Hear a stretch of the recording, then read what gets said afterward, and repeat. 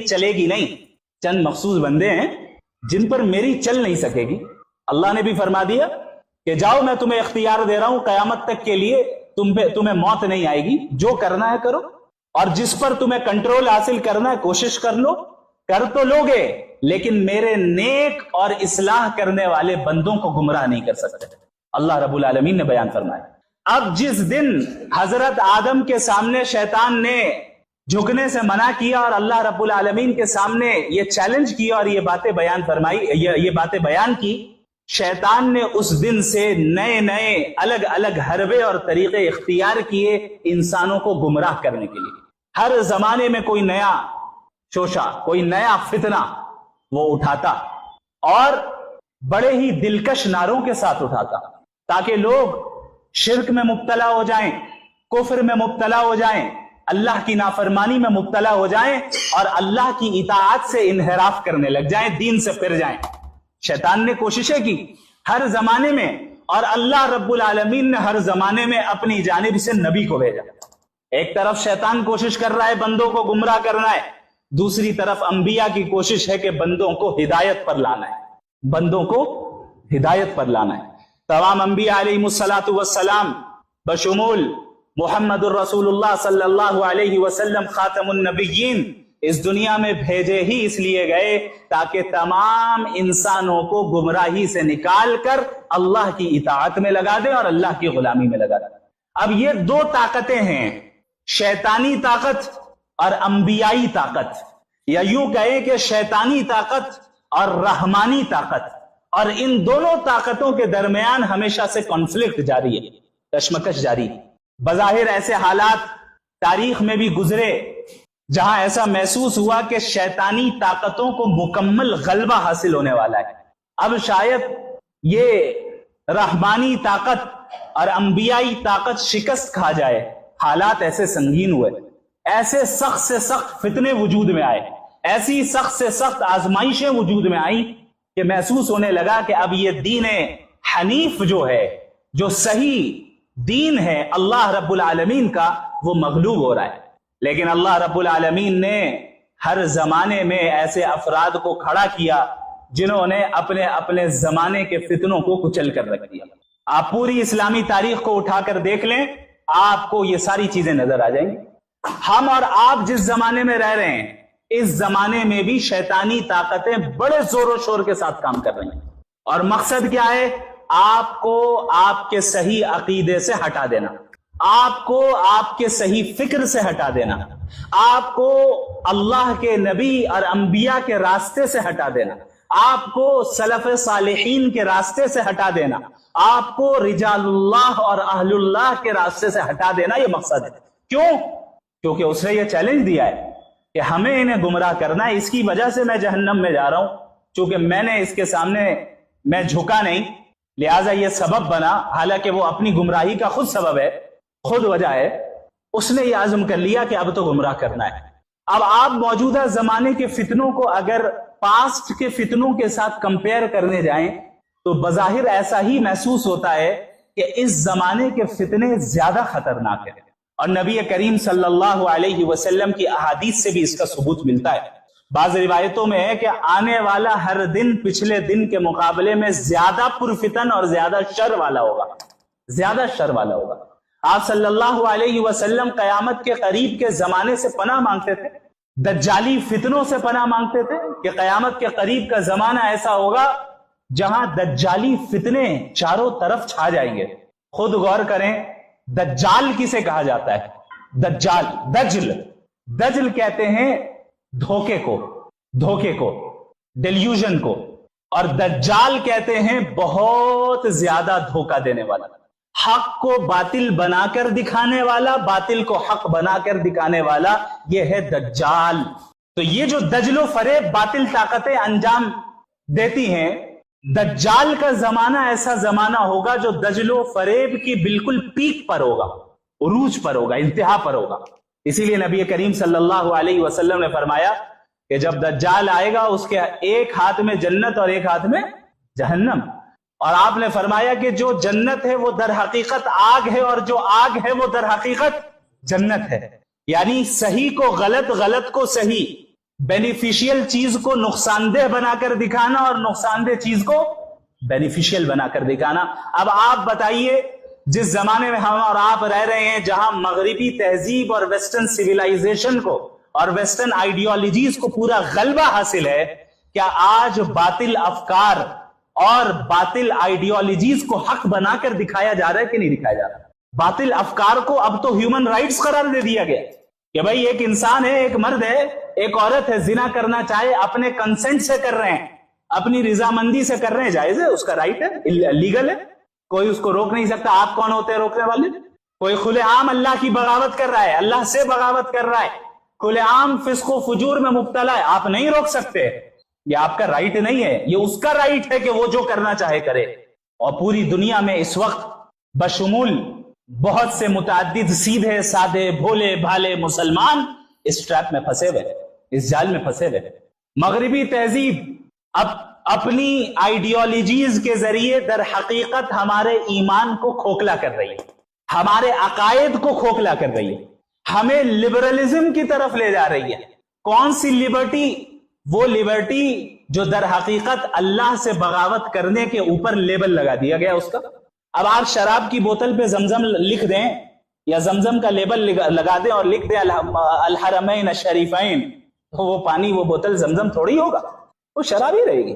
यही है धोखा जो आज इस 21वीं सदी में मगरिबी दुनिया ने हर मैदान में, चाहे सियासत का मैदान हो, चाहे मईशत का, इकोनॉमी का मैदान हो, चाहे तालीम और एजुकेशन का मैदान हो, चाहे पॉलिटिक्स का मैदान हो, चाहे कोई भी मैदान हो, हमारा सोशल जो समाजी निजाम है उसका मैदान हो, हर जगह पर ऐसी आइडियोलॉजीज हैं जो दर हकीकत बातिल को हक बनाकर दिखा रही है और हक को बातिल बनाकर दिखा रही है। और हमें इन आइडियोलॉजीज की जंजीरों में इस तरह जकड़ लिया गया है कि इससे बाहर निकलना एक मुसलमान को बड़ा मुश्किल नजर आता है। बसा औकात मुसलमान भी कहने लगता है हाँ बात तो यही सही है, लेकिन आज के जमाने में बात तो यही सही है मुफ्ती साहब जो आप कह रहे हैं, लेकिन आज के जमाने में तो थोड़ा सा गौर फरमा लीजिए, यानी आप ये मान रहे हैं कि दीन आज के जमाने के लिए नहीं है, यही है ना?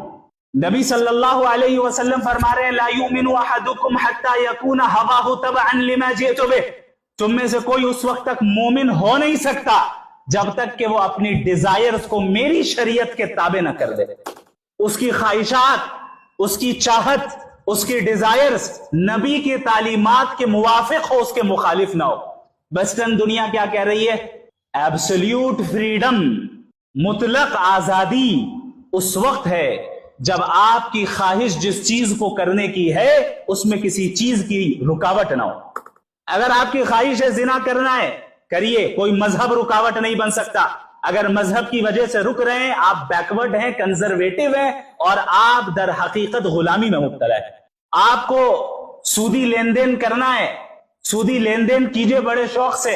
सूद लेना और देना, अगर इससे कोई किताब तुम्हें रोक रही है, कोई खुदा तुम्हें रोक रहा है, कोई मजहब तुम्हें रोक रहा है और तुम रुक जा रहे हो, तो जान लो कि तुम कंजर्वेटिव हो और तुम ब्लाइंडली फॉलो करने वाले हो।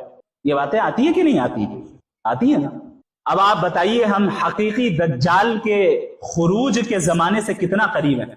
ये सारे फितने तो दर हकीकत छा चुके हैं हर जगह पे। आप इकोनॉमी के मैदान में जाएं, कैपिटलिज्म को कैसा गलबा हासिल है। कैपिटलिज्म के खिलाफ आप काम करके देखें, रातों रात आप गायब हो जाएंगे। सियासत के मैदान में आ जाएं, सेक्युलरिज्म को ऐसा मुकद्दस निजाम बनाकर पेश किया गया कि आप उस निजाम के खिलाफ बोलकर देखें क्या हाल किया जाएगा। आप इंडिविजुअल इंसान की लाइफ में आ जाए, किस तरह लिबरलिज्म को प्रमोट किया गया, आप उसके खिलाफ बोलकर देखें आप पर कैसी तानो तशनी होगी, आप कैसे एंटी ह्यूमन राइट्स करार दिए जाएंगे। औरतों का मसला आ जाए, कैसे फेमिनिज्म को उनके दिलो दिमाग में घोल कर पिला दिया गया। आप हिजाब की बात करने की जुर्रत तो करके देखें, फिर आपके साथ क्या सलूक किया जाता है। ये जमाना आ गया। नबी करीम सल्लल्लाहु अलैहि वसल्लम ने फरमाया था कि एक जमाना आएगा कि जिस वक्त इस दीन पर कायम रहने वाला शख्स ऐसा होगा कल काबिज़ अलल जमर, आग के अंगारे को थामे रखने वाला। अब आप आग के अंगारे को हाथ में कितने ही सेकंड रख सकते हैं? रखना है, मजबूती से पकड़ें। तकलीफ हो रही है लेकिन झेल रहे हैं। ایسا زمانہ آئے گا کہ جب دین پر عمل کرنا آگ کے انگارے کو تھامے رکھنے کے مقابلے میں ہوگا، اور اس جیسا ہوگا۔ ہم اسی زمانے میں آتے جا رہے ہیں میرے بھائی، اور اس وقت یاد رکھیں چاروں طرف سے اس بات کی کوشش ہے کہ نوجوان لڑکے اور لڑکیوں کو ایمان سے دور کرو۔ اسی لیے ایسے ایسے ڈاؤٹس اور شبہات کریٹ کیے جاتے ہیں کہ آپ مذہب کے تعلق سے، بالخصوص اسلام کے تعلق سے تذبذب میں پڑ جائیں، ڈاؤٹ میں پڑ جائیں، بھائی ایسا کیوں ہے، ویسا کیوں ہے، یہ بات تو صحیح نہیں ہے، یہ بات تو غلط ہے۔ اب آپ جج کیسے کر رہے ہیں، کیسے آپ حکم بن رہے ہیں؟ دنیا کے بنائے ہوئے اپنے اسٹینڈرڈز کو حکم بنا رہے ہیں، اس سے آپ طے کر رہے ہیں وحی الہی کو، ریویلیشن آف اللہ کو ہم جج کر رہے ہیں اپنی محدود عقل سے۔ اس سے بڑی حماقت اور بے وقوفی اور کچھ نہیں ہو سکتا کہ ایک انسان اپنی عقل جو کہ ناقص بھی ہے اور لمیٹڈ بھی ہے، اس سے اللہ کی لامحدود حکمت کو جاننا چاہے، اس کا احاطہ کرنا چاہے، ایسا ہو ہی نہیں سکتا۔ جب جب عقل کو وحی کے اوپر ترجیح دی گئی وہ انسان گمراہ ہوا، جب جب وحی الہی اور ریویلیشن آف اللہ پر انسان نے اپنی ریزننگ کو ترجیح دی ہے، اسے پرائیورٹائز کیا ہے، وہ انسان گمراہی کا شکار ہوا۔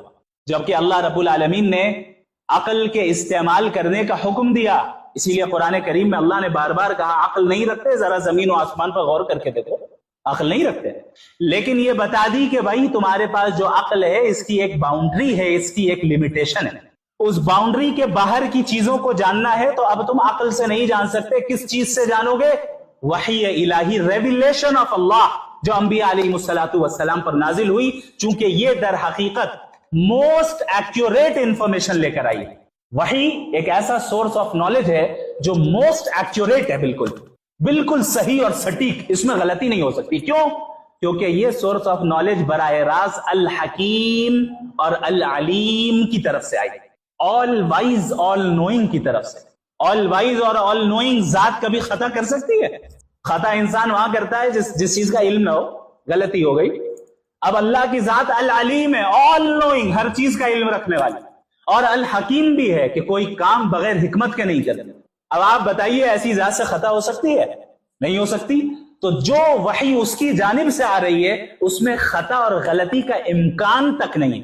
یہ الگ بات ہے کہ ہماری محدود عقل ہر چیز کی حکمت کو نہ سمجھ پائے، بیونڈ آور ریزن کوئی حکمت اللہ کے حکم کی ہو سکتی ہے، لیکن وہ عقل کے مخالف نہیں ہوتی۔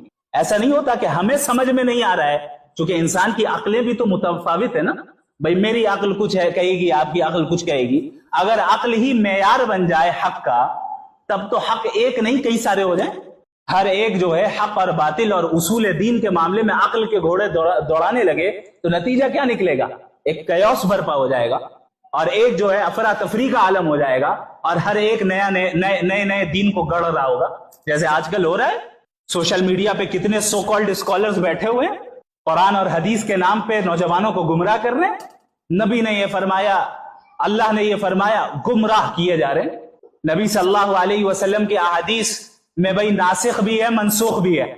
کل ہی ایک صاحب نے مجھ سے پوچھا کہ بھائی کیا یہ اب ایک انسان رسول کا حوالہ دے رہا ہے تو ہم ظاہر ہے اسی کو مانیں گے؟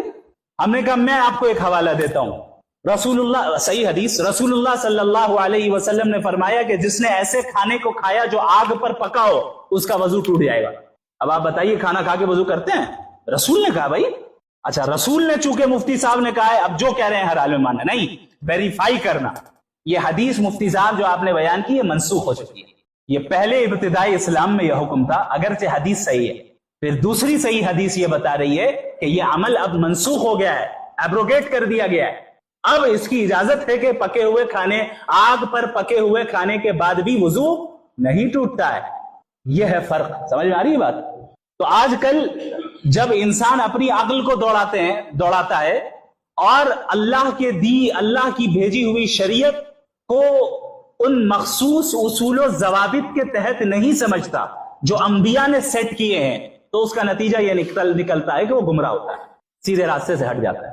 لہذا موجودہ زمانے میں یہ کہہ رہا تھا کہ مغربی تہذیب کا فتنہ ہر شعبے میں داخل ہے، اور اس طریقے سے ہمارے نوجوانوں کو کریئرزم میں مبتلا کیا گیا ہے، اس طریقے سے مٹیریلزم میں مبتلا کیا ہے کہ انہوں نے یہ سمجھ لیا ہے کہ اب کامیابی اسی وقت حاصل ہوگی جب ہمیں مٹیریلسٹک لائف مل جائے گی.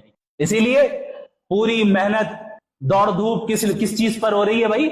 اچھی جاب مل جائے، کریئر سیٹ ہو جائے، اپنا بنگلہ ہو جائے، اپنی گاڑی ہو جائے، اتنے کروڑ روپے سیونگز میں ہو جائے، تب جا کر ہم سکسیسفل ہوں گے. اتنی عزت مل جائے، اتنی شہرت مل جائے کہ لوگ جو ہے میرے آگے پیچھے چلتے رہے، تب ہم سکسیسفل ہوں گے. یہ سوچ کس کی تھی معلوم ہے آپ کو؟ آئیے قرآن کریم میں سورۃ الکہف میں اللہ رب العالمین نے صاحب الجنتین کا ذکر فرمایا ہے. دو دوست تھے، ان میں سے ایک دوست ایسا تھا جسے اللہ نے 2 بڑے باغات دیے تھے اور بالکل مٹیریلسٹک لائف دی، اعلیٰ ترین لگژریس لائف جسے ہم کہہ سکتے ہیں لگژری ایٹ اٹس پیک، وہ حاصل تھی ادھر. اللہ نے پھر اس کی منظر کشی بھی کی کہ ہم نے انہیں 2 باغات انگور کے دیے، پھر اس کے ارد گرد کھجور کے درخت دیے، پھر ان تمام